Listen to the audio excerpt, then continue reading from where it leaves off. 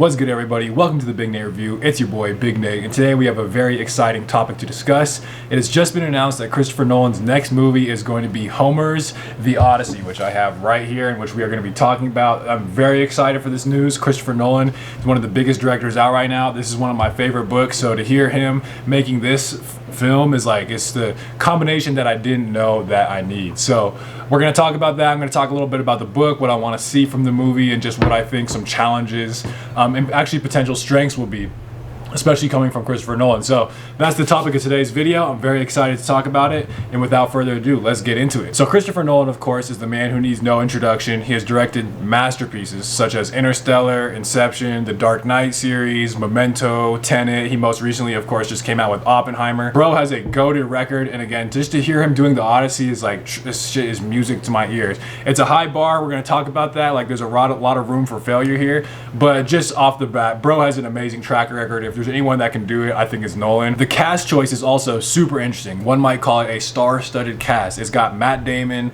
Tom Holland, Zendaya, Anne Hathaway, Robert Pattinson, Lupita Nyong'o, and Charlize Theron. I think I might have butchered some of those, but so that is just, and I've had sort of mixed reactions about that, but I think overall it's a good choice. We'll get into all that. It's also supposed to feature new IMAX technology. That whole term has been very vague up to this point. Basically, I think the viewing experience might just get leveled up that much more. And believe it or not, there's already a date that's going to be released, July 17, 2026. So everybody mark your calendars, because I myself will be there for show. So for those who don't know the Odyssey, the story of the Odyssey, this is a text that goes back to ancient Greece. It's almost 3,000 years ago old, written by the OG, the GOAT, none other than Homer. This is the story of Odysseus, who after fighting years in the Trojan War is trying to get back to his home in Ithaca, and he's been stranded and journeying for something like 20 years. And so there's a whole bunch of stuff going at home, and on his Odyssey to get home, which by the way, that's where we get the word Odyssey, is from this book. And on his way to do so, he encounters tons of, mythical creatures and monsters, and there's gods and goddesses, and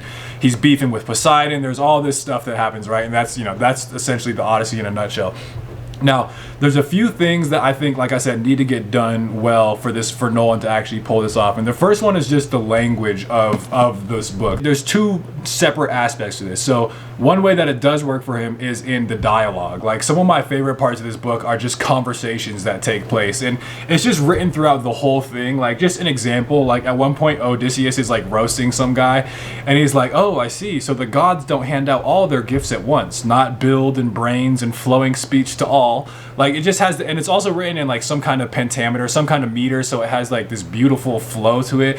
But he says, like, not even a god can make you look better. You look like one of the deathless gods themselves, but inside the mind is worthless. So like, just like that kind of like all like, the shit talking, but not even just that, just like the like just the words and the cadence and the rhythm to it all. Like, and then later, like, there's another one of the goddesses is, I won't get into the context, but she's basically like, are you a fool, stranger, soft in the head and lazy too? Or do you hang around here because you like your pain? It's just like that. I really don't know the word for it, but just like that, it's essentially like that epic language register. I think that can be done, especially by these actors. Like, I think that can get pulled off well, especially because this book, I mean, it's actually not 100% clear, but a lot of people, there's some consensus that this is a book that would have been told orally. So it definitely lends itself to that in respect to film. But I think what could be one of the harder aspects of this is so much of the language of Homer's writing, which is just built into, and this is, I think, something that's specific to literature. Just the way that Homer describes things and his metaphors and like the literary devices he used. And so I'm just going to read a passage from this book, one of my favorite scenes,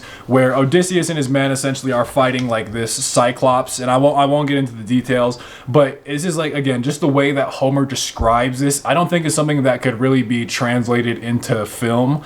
And so, like, let me just give you an example. Let me just read it. So they're basically like about to stab this Cyclops on his eye, and they've got like this olive branch steak that they've like heated in the embers, and they're about to poke bro up.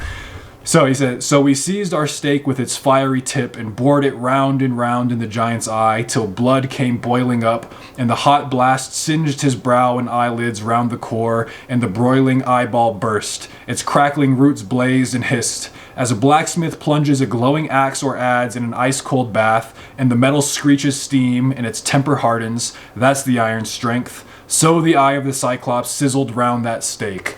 So just absolute banger lines, and like the whole, I think so much of the book is just lines like that. So I do think that will be a challenge, like, you know, how you can do a good job of kind of like depicting that scene, but in terms of like the language and like the narrative voice and just the overall prose, that I don't think can be translated immediately. And I mean, like that's fine. Like when you do a film adaptation, you're always losing something from the literature, and some film adaptations are just downright amazing. Sometimes they even improve upon it. But, you know, like I said, I just think that might be one of the challenges. Another thing is there are some core scenes that I think like absolutely need to be in this movie from the book. And I think some of them are going to be difficult to pull off, even just from like a logistical point of view. So like one scene, for instance, is when Odysseus' men, they're almost to Ithaca. This is like in the very beginning. Bro's just getting, little did he know, bro's just getting started. And they can like literally see the fires on the shore. But what happens is his men get a little too curious and they open up one of his bags, which he told them explicitly not to open. And inside the bag is contained wind. And the wind opens up and like they get blown about, and they're, you know, from there they're basically fucked. And so it's like something like that, you know, with this magical bag of wind. It's like, it doesn't seem like normally some Nolan's wheelhouse. And it's just like, you know, when you think about logistically filming that scene in terms of like the CGI and the special effects and stuff, and like that's just a little example, because like I even just mentioned, like the Cyclops, that's another key, absolutely key scene that needs to be in there. But that's like this mythical creature, CGI. And there's also, you know, the Sirens, which is another, because the Sirens are interesting because they're supposed to be these like mythical creatures that Odysseus and his men sail past, and they have like this absolutely irresistible, alluring, enchanting like call, like, you know, the song of the siren. And what happens is everybody has to plug their ears with wax, but Odysseus, you know, master tactician, man of twists and turns, he wants to hear it. So they rope him up, they tie him essentially to the masthead so he can't break out. But he, you know, he's still thrashing to go see them, and, you know, this, that, and the other. But so, and in the book, I think that works. But like, how do you depict that in film? I think that's going to be a very challenging task. And then also just like, there's some other monsters, like, you know, Skyla and Charybdis. Like, there's this point where they have to go through like this narrow passage, and they're basically surrounded by these two horrific monsters on other end. And just like I said, in terms of logistically portraying that, I think it could be tricky. But that might be where this new IMAX technology features. Like, the thing is, I think there's a lot of room for that to just like be super corny and cringe, but like if they pull that off, that could be truly, like, in the truest sense of the word, epic. Another thing I want to see is the ending of the book, which is like, you know, the climax pinnacle of the entire, you know, Odyssey, which, and it's not a spoiler for me to say this, apparently you're supposed to know the plot of these epics before you go into them. Like, that's how they were originally portrayed. But anyway, so what Odysseus does is essentially there's all of these people just like leeching off of his treasures and trying to get at his wife and fucking with his son and this, that, and the other.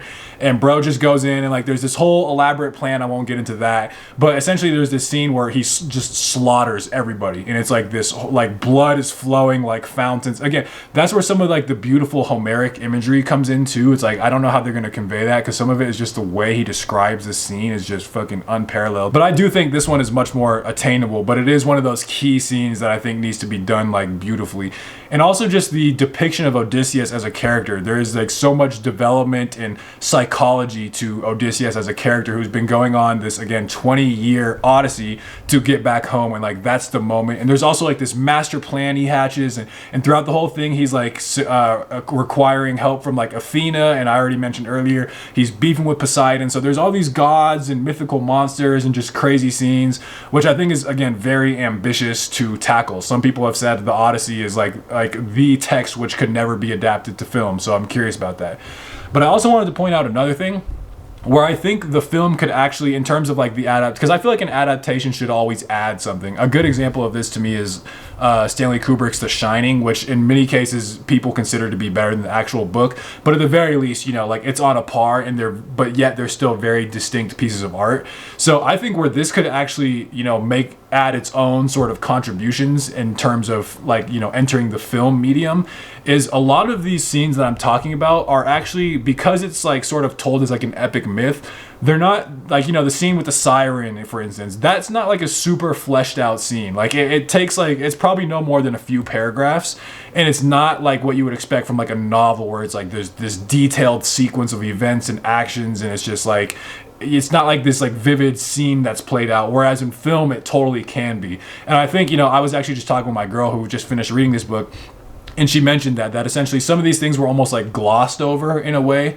And, you know, I think they resonate with so many people and have such an image because of like their symbolic value. But like this could be a chance for Nolan to really, like I said, flesh out and make these scenes vivid. And like with his, you know, cinematic expertise, he could do some real work with that. So again, I think the potential here is like truly epic in proportions.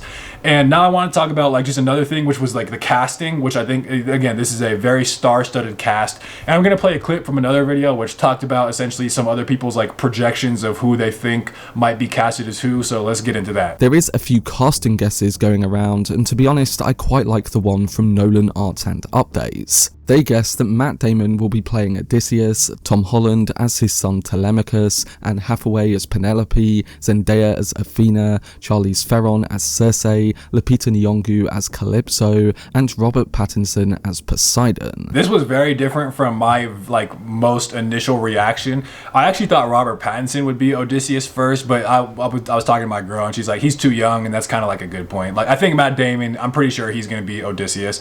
I'm like almost 100% sure Tom Holland will be Telemachus. And if Matt Damon is Odysseus, I'm pretty sure at that point, like who else would Robert Pattinson really be besides like Poseidon? So I'm pretty sure he'll be Poseidon as well, which also very much fits. Like I'm used to seeing him, like what comes to mind when I think of Robert Pattinson is his role in like The Lighthouse, and I feel like he fits like that sailor ocean vibe pretty well. So, and at first I thought Anne Hathaway was actually going to be Athena. I don't know why, I could just like see her being that. But then it was also pointed out, it's like that would mean like Zendaya would be Penelope, which is Odysseus's wife, and it's like that's possible, but I feel like somehow it makes more sense that Zendaya would be Athena, which would leave what's her name, Anne Hathaway as Penelope, Odysseus' wife. And then about Lupita and Charlize, I honestly have no idea. I'll just defer to that other video. But so, you know, I'm very interested to see how that actually shakes up. I feel pretty confident about that guess, though. I feel like that's a nice little prediction. Let me know what you guys think. But, and also just in general, like I think, like just in some closing thoughts here, I do think Nolan will be able to. I'm praying to God, I'm praying to Zeus that he can pull it off, because I mean, he already captured the spirit of the Odyssey, I think, like I mentioned earlier with Interstellar. Like Interstellar truly is a space odyssey. That is what that is the best way to describe that film. And so like he can capture that spirit of like this epic sweeping journey, even to go back home, right, with Interstellar.